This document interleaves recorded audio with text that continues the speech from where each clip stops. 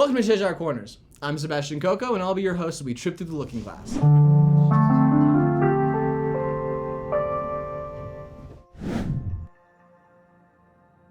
Thanks for coming back to Loving, Tripping, Feeling, the series where we talk all about different forms of psychedelic therapy. This is the Psychedelic Sitter School mini docu-series, where I got to participate in an actual psychedelic facilitator training program while filming the whole experience. Make sure to check out the intro and meditation video that are a part of this docu-series if you haven't already. This week, we've got a cool addition to Psychedelic Sitter School. This is a genuine training lecture that Daniel McQueen developed in order to educate new facilitators at the Center for Medicinal Mindfulness. Make sure to like, comment, and subscribe if you want to see more content like this. And, as always, don't get psyched out.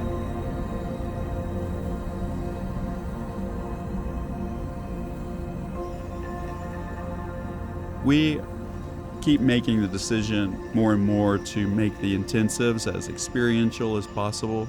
And with that being said, we got to set it up, right? We got to set up what we're doing as well, refresher what's really important. And also, something always new always comes out of these conversations. So the intention is we're going to reintroduce you to some of the primary concepts of what it means to be a sitter and guide. I want to briefly touch on some of the theoretical, how this works, and then introduce you to, okay, how does it look to bring that theory into practice in the session itself?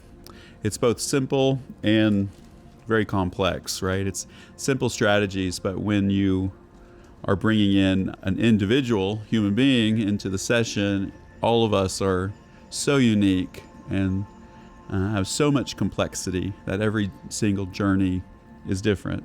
All right, so for lack of a better introduction, topic, we're going to be speaking of what we call mindfulness-based psychedelic therapy. We're calling this now a multimodal, multi-medicine program. Multimodal means it's not just a psychotherapy, but even within psychotherapy, it holds multiple paradigms, primarily somatic informed, with trauma awareness, but also the transpersonal orientation and obviously the mindfulness-based orientations. Other multimodal, very body-oriented and ceremonial-oriented, and we also honor aesthetics as an important part of creating the right setting for this work. Multi-medicine, meaning it's a protocol, a psychedelic therapy protocol that can hold different medicines within the same skill set and the same orientation. And what we're learning, being a program in Colorado right now, is it's really unique to have a clinic or center that has the opportunity to legally work with more than one medicine, right? So, even in the new laws under the regulated use side, it will be psilocybin only, right? Or ketamine only. If you're at a ketamine clinic, it's ketamine only. But here we work with psychedelic cannabis as a therapeutic tool, ketamine as a psychedelic tool, psilocybin, and we're starting to work with DMT through the personal use side of the work. We have new specialty programs of how to work with these other medicines, even outside of the regulated use model, but still legally under Colorado law. And for those of you who are in areas that are decriminalized, I think there's more space now to work in those areas as well and stay safe. And it'll be a gray area, right? But still, there are still ways to stay safe as a facilitator and guide. All right. So our program is evolving, and we went through a recent, what I'm calling a metamorphosis, because it really felt like an abrupt change. When I bring in new concepts or want to change something in the program, typically I'm only trying to change one variable at a time, slowly step into the work, and this time we pretty much had to change everything about the program, which goes against some of my philosophy, but it was also kind of like a requirement, like an evolutionary requirement to stay engaged with what's happening in the world. So I like imagery and art. So this would be recognizing in some traditions the south of the compass, right? The four primary paradigms we work in south would be imagery, art, creativity, symbolism, creative expression, like through voice, through music, and image. And so I'm sure everybody here is familiar with this image. It's an image that was in my first edition of our book. And we wanted to create an image to honor the spirit of the cannabis plant. Play with it being a little like, what would be the subtly psychedelic with the rainbow and the star in the middle, and then heart-centered, right? We wanted to bring an image that was heart-centered. But it's cannabis specific, obviously, right? And so these classes primarily we teach about cannabis specifically, but these skill sets are for these other medicines as well. We learn them through working with these other medicines. I was taught by working through them, with them, and then I translated them to cannabis. And now, with the new legalization, cannabis has been holding the space for our program, our community, to create a container of training for ourselves and for you all. And now we get to translate it back to the other medicines now that they're legal in Colorado. And so what we are transforming from this image to a new image, and this will be on the cover of our new student handbook and the cover of the new manual coming out. And so this is what we have evolving into. This is an image of the multi-medicine modality that I wish to convey here through imagery. So obviously the mushrooms are there. The leaves on the sides that are symbolic of the, butterfly wings, that's the Mimosa hostilis plant where we extract the DMT, the N-dimethyltryptamine. And then the stars in the middle represent the ketamine. And that was the more elusive of the medicines since it doesn't have a plant associated with it.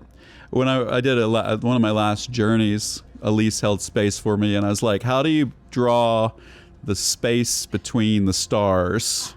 Because that's what ketamine feels like to me. It's so spacious, and it's like, how do we draw the space between the stars? And I was like, I wrote my friend who's the artist, I said, good luck with that one, but this is what we created together. This is my friend Elliot and I worked on this image together. So if you think about, this is a significant evolution. This is like not a stepping stone. This is a stage of development, life stage kind of level stuff. And so this is what I would like to be speaking to you moving forward, is from this perspective as opposed to just this perspective, right? It's all really important, and the cannabis is clearly there, right? And it's so central, and it's now part of a matrix.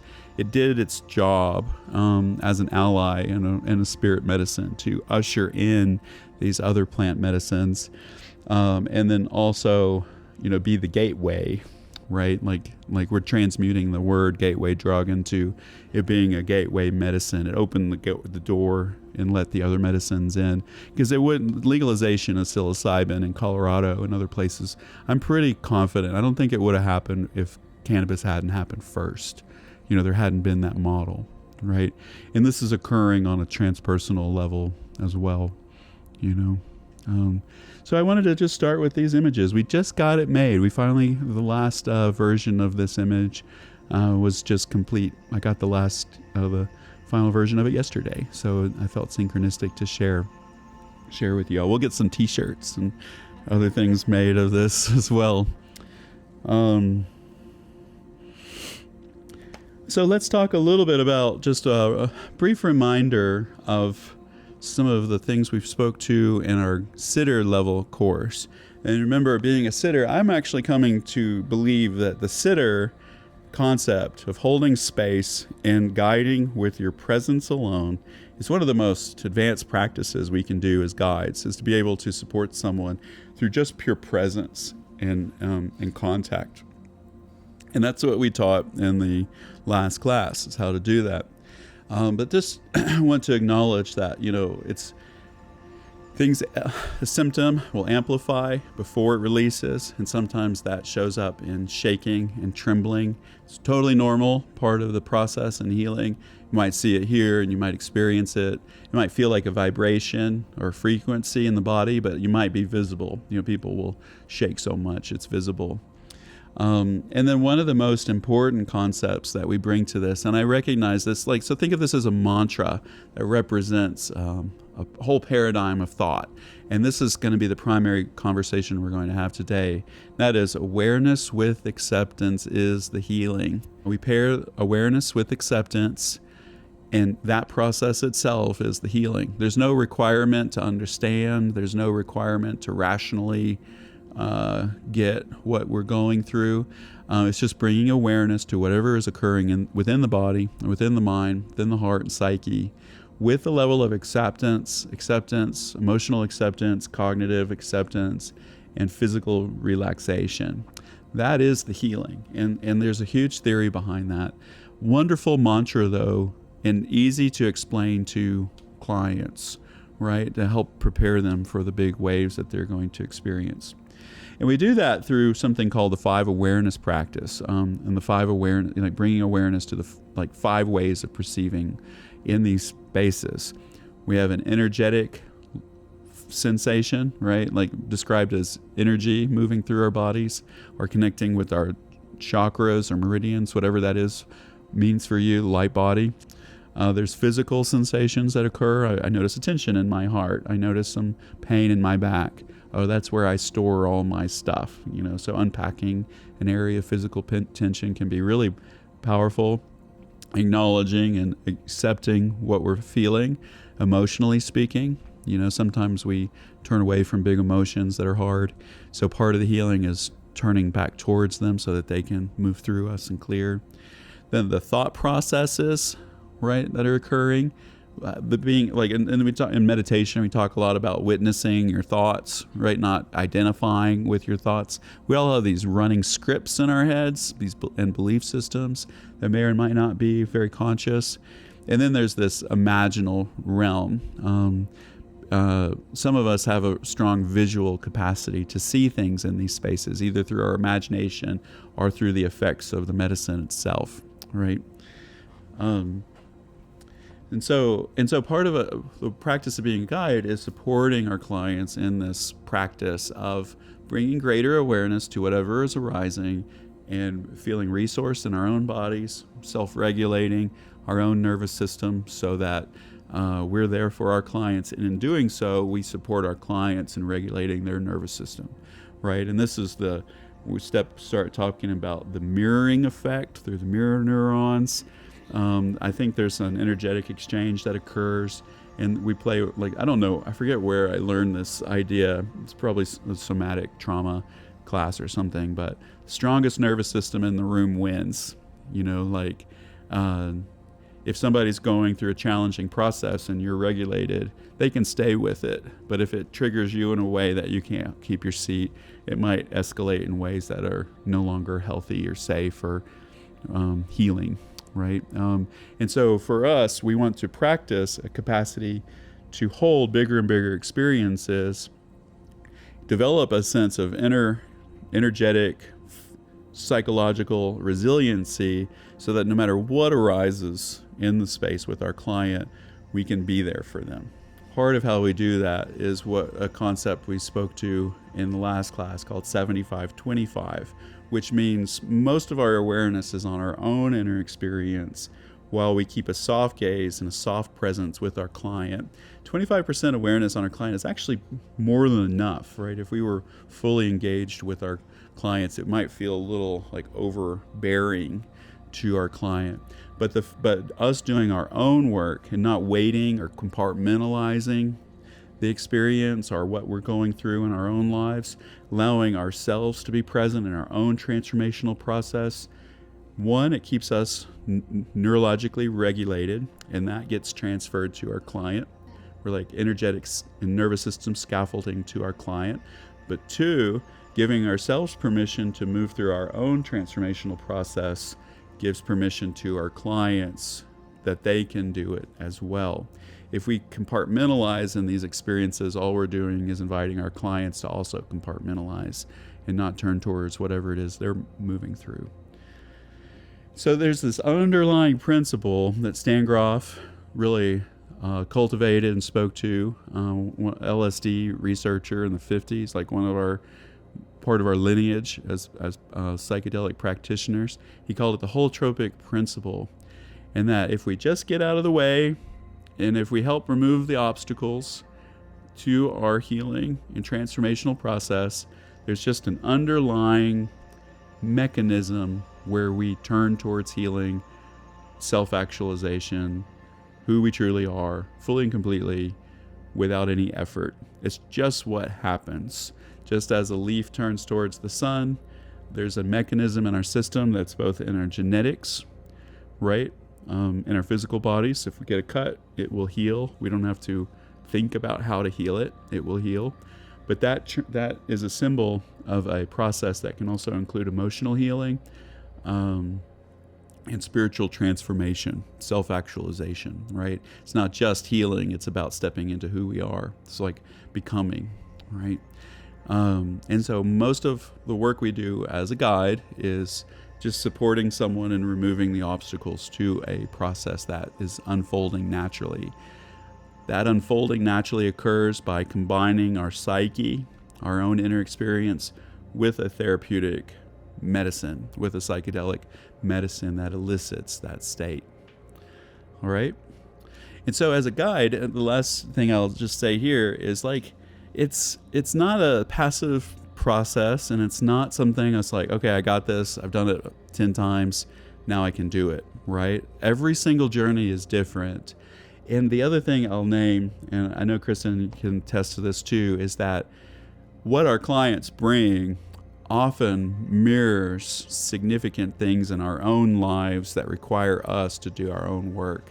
So, or it might be that transference or projection that I was describing earlier, right? Something about it can be triggering to the guide. And that's why we need to develop that resiliency.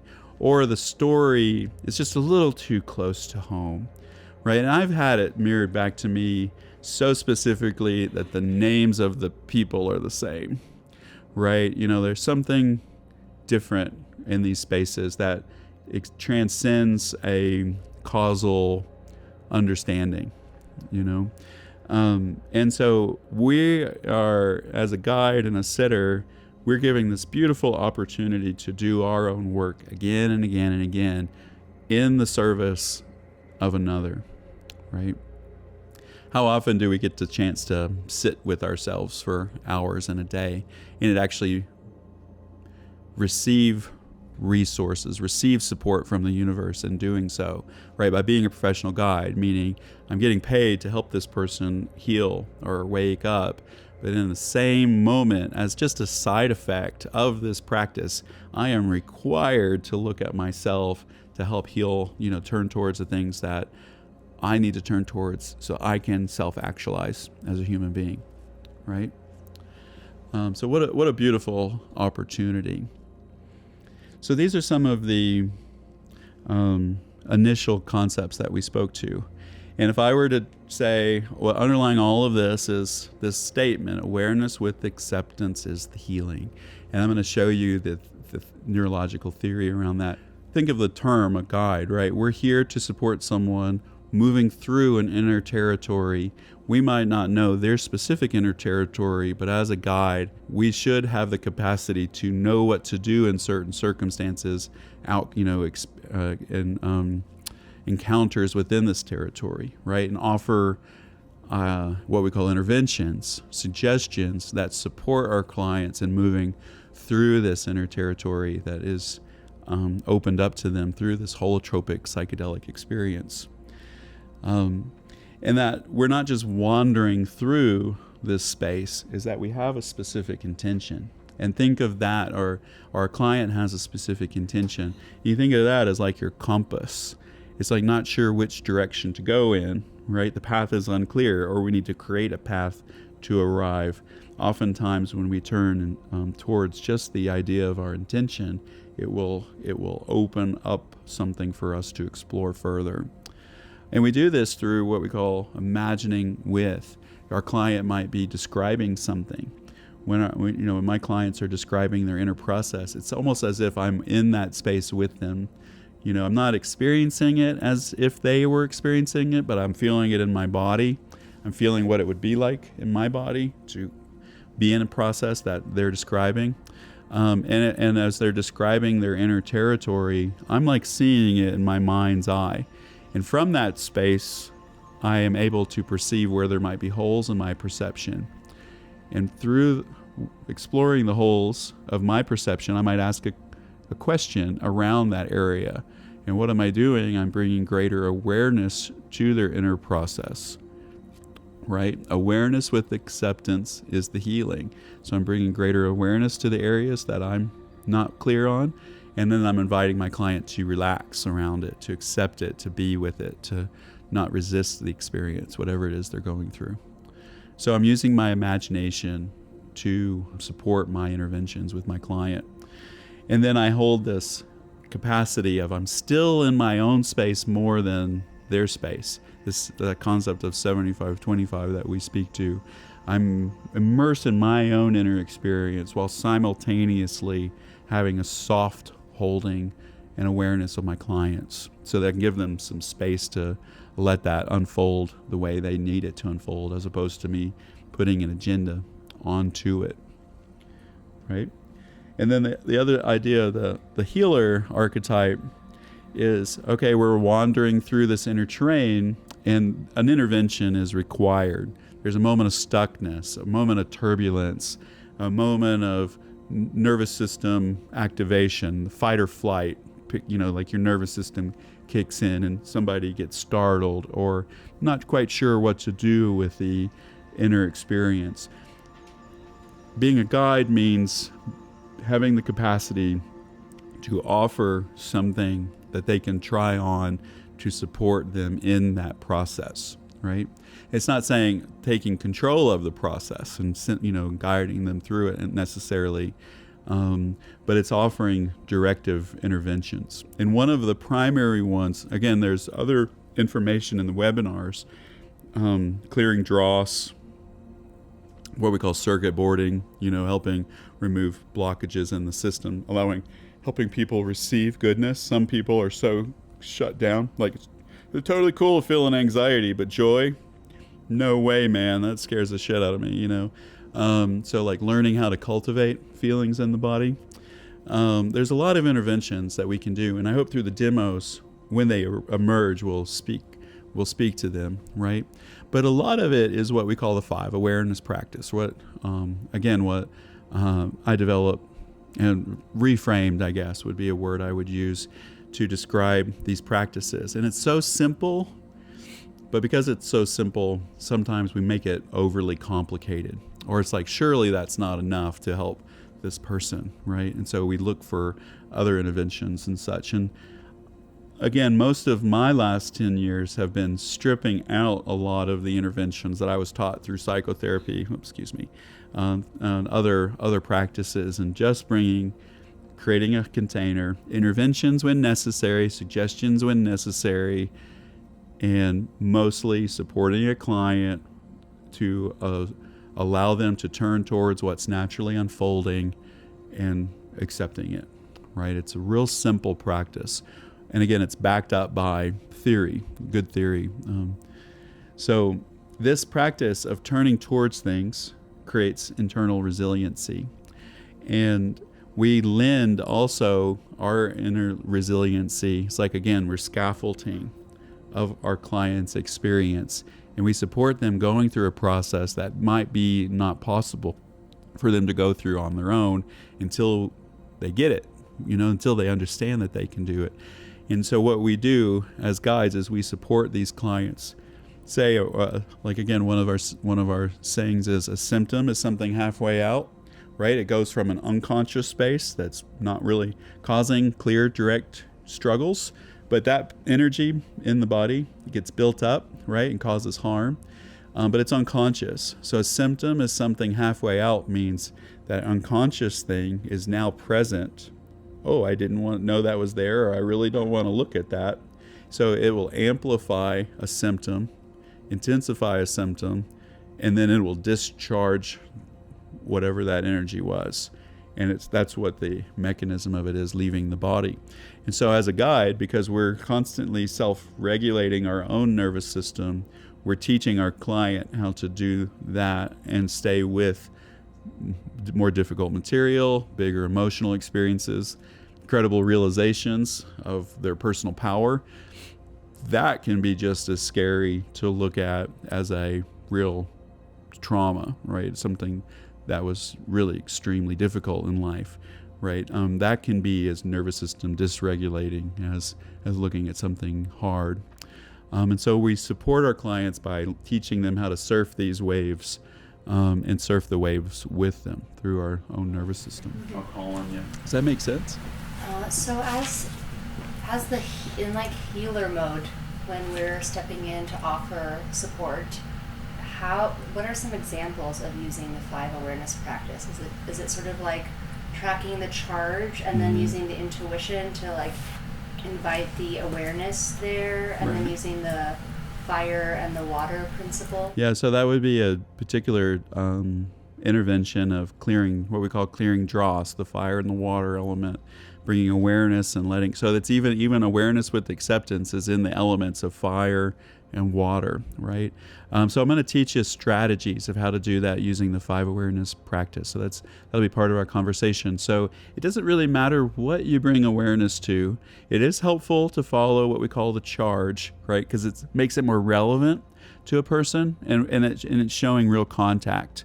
You know, like, I'm paying attention to you. I really see you. I'm going to say the thing that seems significant. I'm going to ask you about the thing that seems significant. And then within that, what do you notice in your body as you experience that? What energetic sensations do you have? How are you feeling? Describe your emotional state. What memories are showing up? If it's a memory, tell me more about that memory. And there's all kinds of questions you can ask there. And then there might be like this imaginal, I'm seeing something. And so just the act of bringing awareness, it doesn't, again, like what I'm learning is it's awareness. It's not awareness of a particular thing. With relaxation and acceptance allows for the holotropic mechanism to unfold. And you just keep going with it. You just keep unfolding with it. And then at some point there might be some sort of breakthrough or a release or significant realization. And that would be like the wave cresting. And you're in another space. So that's the whole theme of how do we do that? And that's the whole theme of this week that we have together. Question for you around uncomfortable topics that might come up during guiding. I mean, you obviously don't want to. Well, the question is, do you steer people away from things that might be a bit, not necessarily charged, but for example, maybe sexual content that you might become transferred, like transference is coming to you in terms of being sexually objectified or something. I mean, how do you handle situations where you may get a little bit more uncomfortable situation in a guiding experience? Yeah. Might be a question for later. Right? Well, yeah, I mean, these are things that come up from the very beginning, and it's also, the more difficult material shows up in acute cases, clinical cases, people with severe trauma, and all of that. So this is something that we're building resiliency to, and also the more we work and explore our own relationship to any difficult topic, the more we can hold space without charge and just be awareness with it. So to do that requires full acceptance, awareness with acceptance. I can't, through my own inhibitions, have things off limits to speak to. I can't be the break for my client. And so this is part of our resiliency practice. The flip side of that is having really appropriate boundaries. Your emotions, your feelings, these conversations are very welcome here, but there will be no acting out in these spaces, and I will keep you safe. And with cannabis, it's not that big of a deal. It's, these things do show up, but a client remains lucid, present, right? But in other medicines, it's really important to name that, people can sometimes try to take their clothes off, right? We don't let that happen, right? People can have, so the energetic feeling of energy moving through your body can feel ecstatic, right? And it can look orgasmic. And so holding space, even turning your body so that you're not like fully engaged with it, but giving your client space with it, can be a nice boundary to hold. Normalizing it, right? So letting them, again, feel fully, but not acting it out, right? It will be in regards to sexual energies.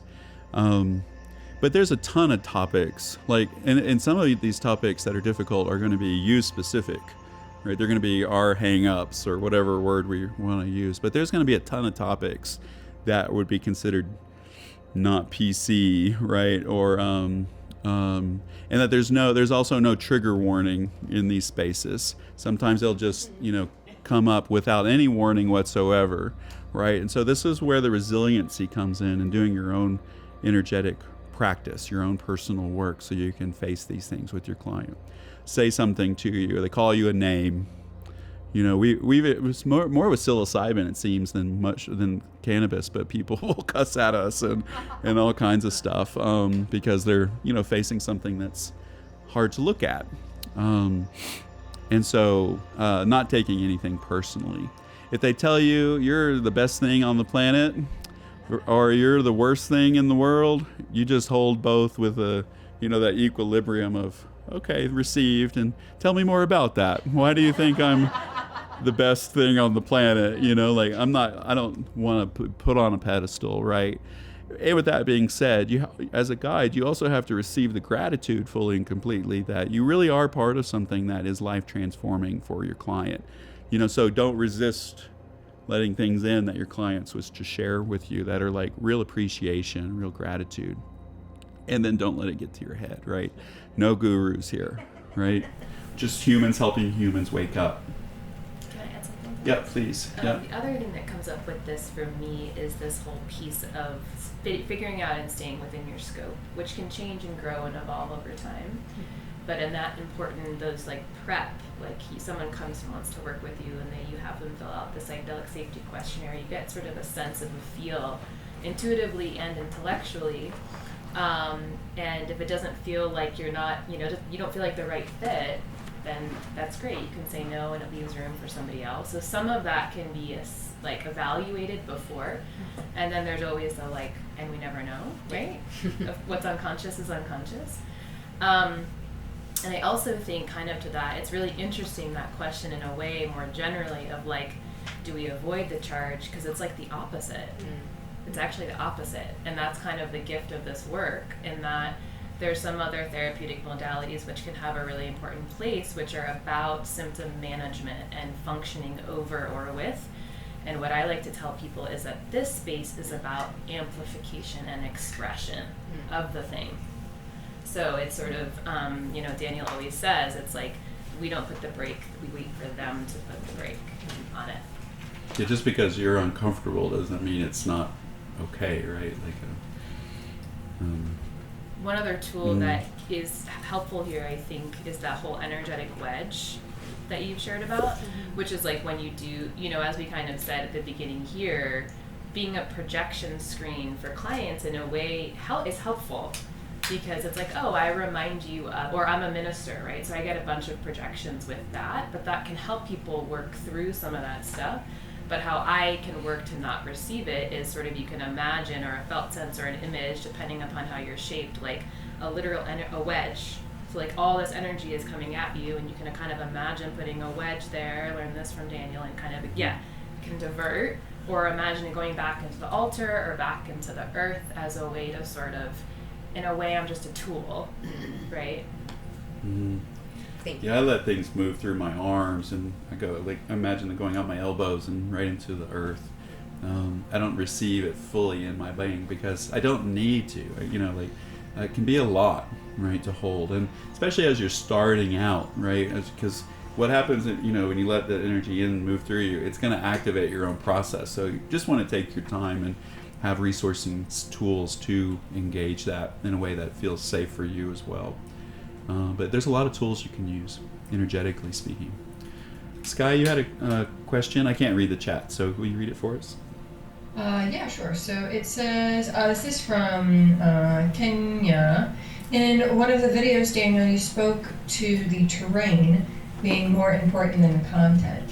Can you or will you speak to that more at some point? This comes to mind in part as you refer to filling in the guide's holes of perception in the imagining by asking questions. Mm-hmm. That is terrain versus content?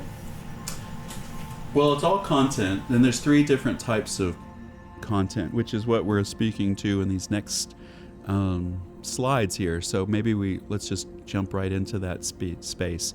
So this concept of movement towards wholeness, the holotropic principle, what if in the psychedelic medicine experience that is occurring, but it has a visual representation to it, a symbolic visual representation to it.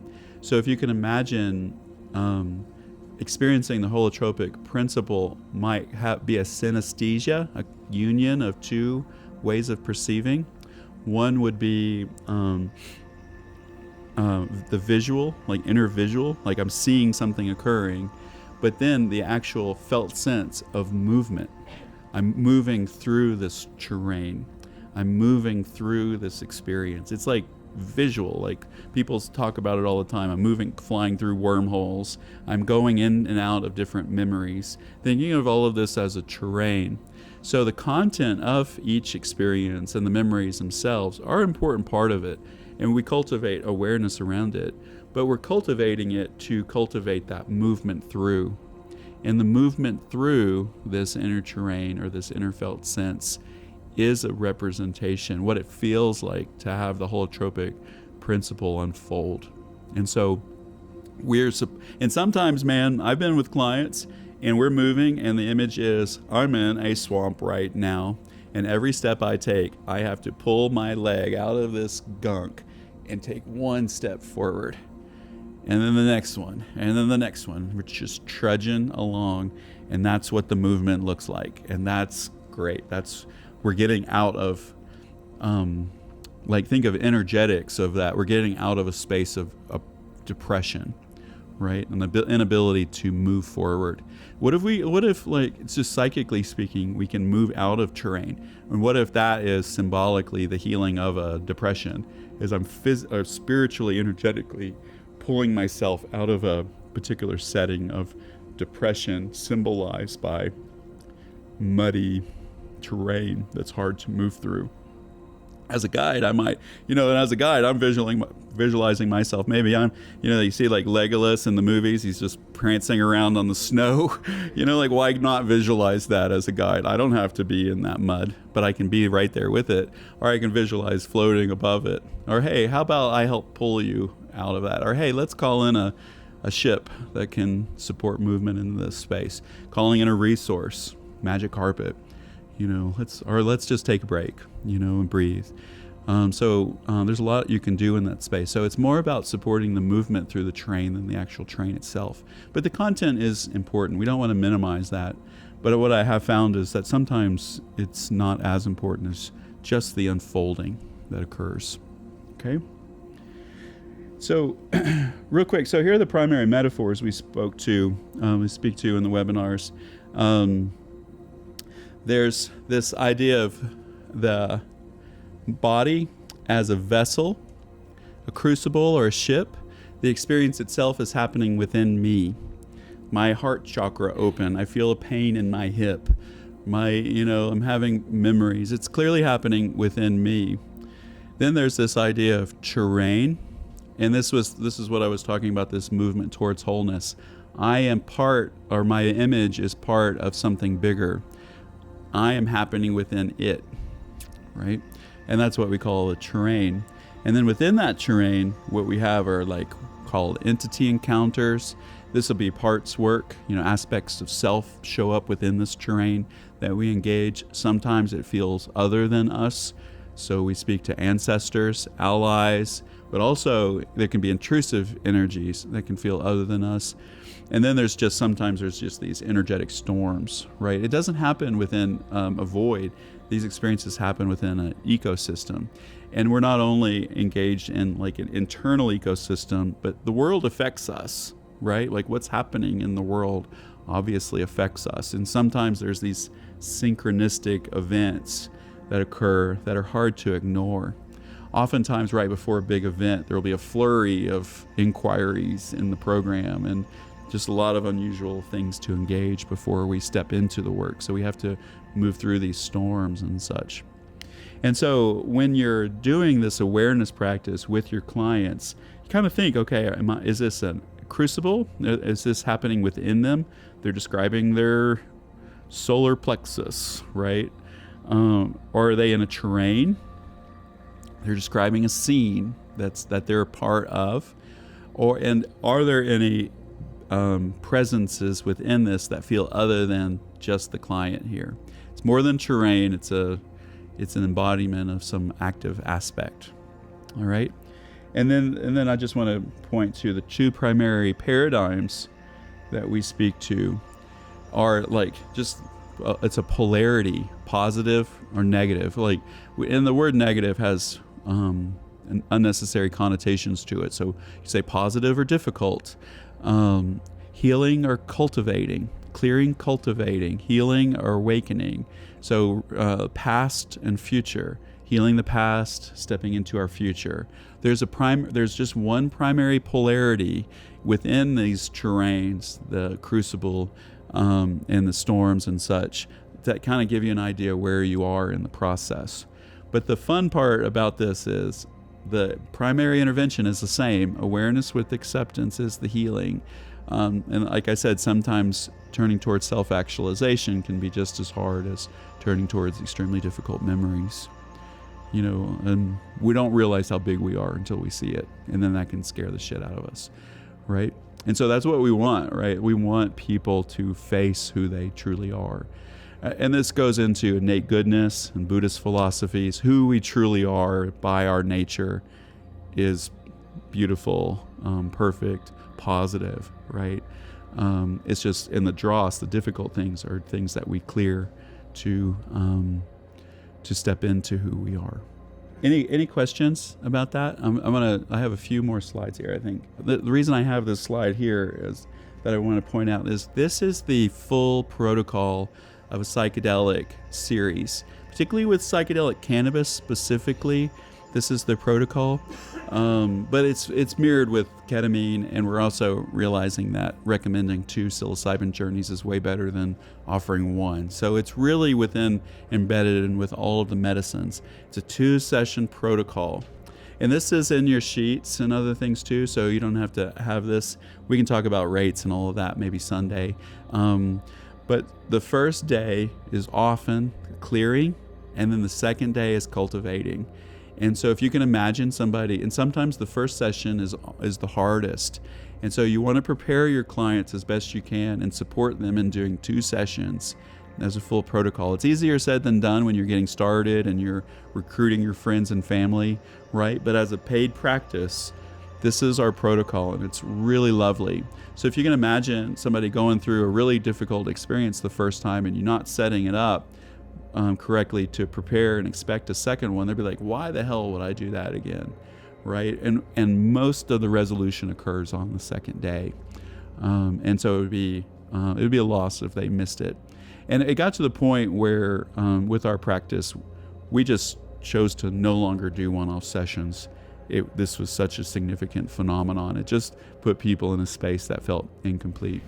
Yeah, Matthew? Yeah, so regards to the back-to-back session, is that always like day, one day and then the next day, or can there be time, or is it really just one day and the next day is the best way? It's usually, with cannabis, 2 days in a row is a really lovely model. With ketamine, we try to put a day in between just to kind of give people a physiological, a little more rest, because ketamine can be a little more intensive. With psilocybin, it's a week or 2. A lot of the protocols and the research are 2 weeks apart. But with cannabis, 2 days in a row. You don't want to leave, so they're going to be in that incomplete state. You want them to be in the incomplete state for one night or for a full week, right? So if you can, get it 2 days in a row. Cannabis specifically. And then after that, it can be one-off sessions. For whatever reason, those first it's important to do the 2 in a row in the beginning if you can. And so, like, if I'm introducing it to some, like, cannabis, as I used to do this a lot more than I do now, but I would introduce one-off sessions with cannabis. I would always tell people, if you feel like you're incomplete, you made it through a lot, but you're not quite ready, I'll offer you a second session. And this is what you can do with your practice clients. I'll offer you a second session. We may or may not be able to get it the next day, right? It depends on how you set it up initially. So you always let people know that the full protocol is 2. And if they say that was really difficult, you say that's why we have the 2-session protocol. And the antidote is to not turn away from this process, but to instead engage it in the next stage, another level. And it's amazing. You guys will see it over and over again as you start with this practice. I've had students regularly comment on when they start bringing in the 2 sessions, they see a significant difference in their clientele and practice. All right, we'll talk more about like the prep and post and stuff on Sunday. And then before we go a little deeper, a lot of you are working with trauma. A lot of you have psychotherapeutic practices and trauma resolution practices. So in trauma, everybody has it, right? With that being said, and there's no prohibition to working with someone, but like Kristen said, work within your scope. And we do have more advanced classes. We have a class, I think it's November, the guide level 3 class, psychedelic therapy, where we teach you a specific modality and a clinical protocol to work with really severe things, okay? And if you're not a licensed counselor, no problem. You can still do these practices, but maybe you are working in conjunction and you know that a person has a psychotherapist that they're working with, right? So like Elise, me, Allison, maybe somebody else, we have 4 or 5 people looking at one client before we put them through these protocols, just because they're so intense. Okay, so just want to name that piece. There's trauma that everybody has, and then there's clinically significant things. So stay within your scope. And the reason I have this is that even if you think you can help someone and someone has some of these symptomologies or mental health diagnoses, don't work with them. All right, this is a non-clinical setting specifically, or you're already accustomed to working with like what we would call like the normal range of human suffering, human trauma. All right, so psychotic disorders, brain trauma, like actual physical injuries. Schizoaffective is like bipolar with schizophrenia, not fun. DID, what we used to call multiple personality disorders. Any personality disorders, pretty extreme bipolar. We sometimes work with folks who have bipolar disorders, but again, we're within a clinical container and support that. Major depression, right? Like suicidality, self-harm, severe eating disorders. Acute addiction, again, we have protocols of working with addiction, but if somebody's like binging every night, right, or shooting up, right, regularly, using cocaine, those are, these are practices that are more for people who are already in recovery as opposed to breaking something. But again, breaking a pattern, we might work with something like that, but it would be with Elise providing a lot of oversight. And then homelessness is an important one, because you got to have a comfortable place to return to so you can rest and recover from these experiences. So the thing is, even if you know you can help this person and they have a clinical diagnosis like this, your appropriate response is you won't work with them, okay? And then there's a little more flexibility as you build your practice and your program and your work with us. But again, we teach a clinical protocol in the next class. Are we all cool with that? All right, online and all of that. This is to keep you safe as well as your client. You just might unpack something that you didn't know was there and you just don't have the container to hold it. Medication contraindications. So that's not as important with cannabis. There really aren't medication ones. Do you know? I mean, there's like nothing really. What's that? Blood thinner. It's an anticoagulant. Okay. Blood thinner for people who have had like atrial fibrillation, which is an irregular heart rhythm, or people who have had Okay. valve replacements. If they Okay, have so heart stuff. If people have heart stuff, check in with us before you work with them. Blood pressure is like a primary one, but even that is not as significant with cannabis. We don't even do blood pressure checking with cannabis. But with psilocybin, there are really specific medicine contraindications that you want to be aware of. All right? And just don't work with them, even if you know you can help them. Yeah. This is Nancy in Boulder. I saw this addressed a little bit in the forum, and I know someone who is in the AA community. He has been sober for a long time, but AA is like his drug. He was very hardcore, multiple things. He is interested in me working with him, somebody I've known a long time. But am I going to be opening up with He's been AA? he's been in AA a while. Long. Does he smoke pot? AA forbids everything. Yeah, so that would be the So- judgment of Right. Like of it. how do I find out if I'm going to open up things in his psyche that I'm not, that neither of us can deal with? They're You have to ask some questions and get to know them. And then the primary conversation you're going to be having is like, how are you holding this, like this, what's the word?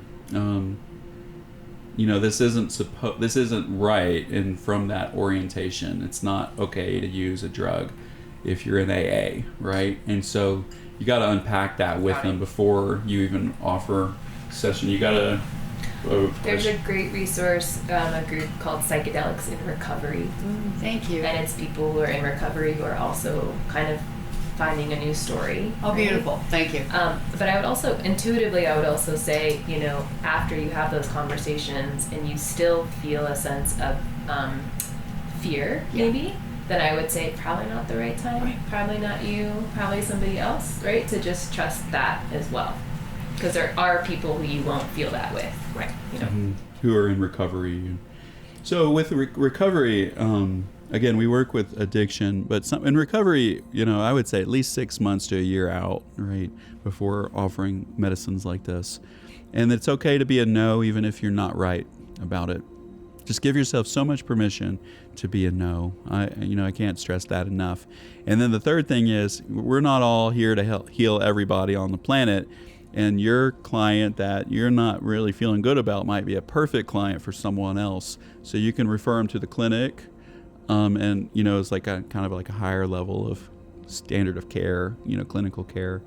So sometimes that happens. It's like I know this can work, but I don't have the capacity yet, or I don't have the set up in my life yet for this particular person, and that we've got support around that for you. Okay. And there's also a comment on the chat about, knowing that this client has a sponsor and is working with other people, checking in with the sponsor. What does the sponsor think? To make sure there's a cluster of care going on for support. Right, and actual real support versus judgmental support. Right. So we some people have left AA because of their work with psychedelics, and that's okay. And some people in their communities would have judged that, and that's okay, right? And we've had some people who've been in recovery come to work with us and realize that they start having habits again that they're not comfortable with, stop using cannabis. But there was something about the cannabis therapeutic process that supported them in making that decision to return to abstinence, right? So it's part of their healing as well. Elise, did you want to, there's a mic right there.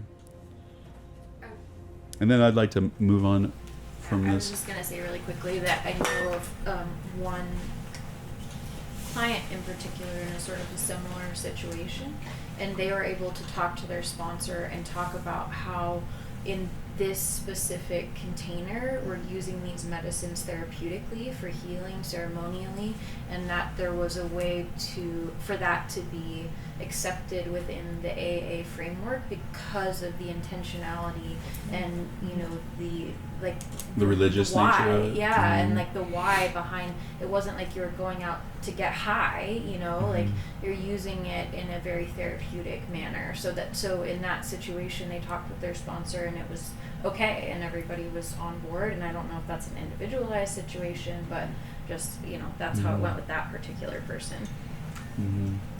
Psilocybin mushrooms have a little more, like, I think, openness in the addiction community, where cannabis is considered a drug of harm, right? And but that's old, and outdated. But there will be judgments around cannabis, right, that you'll want to explore. Ariel? Yeah, Ariel? I can't see you, so go ahead and just start talking. There you are. Yep, Ariel. So I just was wondering what if we were holding space for one of our clients and they end up coming, through the process, they ended up, having one of these disorders or something, and it wasn't put on the psychedelic questionnaire or something like that. Like, what do we do in that situation? Good question. Yeah, that's a big one. So there's no such thing as an assessment that can guarantee that you will never work with somebody with any of these contraindications. And so you stay regulated in the experience. You make sure they get through it well enough. The area that you really want to pay attention to is, did they come down afterwards, or are they still in it? That would be an area that you would be wanting to get mentorship support. So you would contact us. We would support you through that process, and you might be also contacting their emergency. So their emergency contact is supposed to be someone that knows what they're doing and supports it, so that you can call this person and it not be a judgmental thing if there's a concern or a crisis, right? And then you would get some supervision support from us. Some things just happen, and that's okay, And then sometimes there can be episodes that happen, completely come out of nowhere, and that's okay too. And it's just the nature of this work. All right. So. Also, just want to add that I think in our paperwork at the clinic, we have emergency contact, but then we have primary ally. I think we have both, or they're like combined into one. But just to emphasize that part of like. The emergency contact's like old language. Right, like who, meaning that who is the person that knows you're doing this, that supports that you're doing this work, that we could call as a resource, right? Kind of like that cluster of support that Sky mentioned. Yeah, primary ally as opposed to emergency contact. Let's reframe. I think we use the word primary ally in the paperwork, and that's in addition to their therapist. You can also have their therapist, and they're going to want. We'll talk about releases and all of that later, but support. You don't have to be alone in this. It's not underground anymore. You don't have to hide it. So recruit support around them. Okay. Let's see. I kind of want to pause here. The next section, so I'm already off schedule, and I think that's totally fine. And instead of rushing through it in 5 minutes, I would like to create some time around it. Is that okay with everybody? So that way we don't have to go late for lunch. So we have about 5-6 minutes till lunch. So I'm going to pause here.